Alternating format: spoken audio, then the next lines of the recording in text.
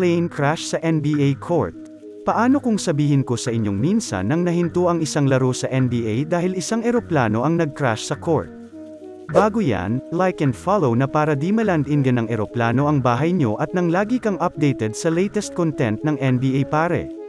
Kalagitnaan ng mainit na tapatan sa pagitan ng Dallas Mavericks at LA Clippers ng isang emergency landing ang nagpatigil sa laro.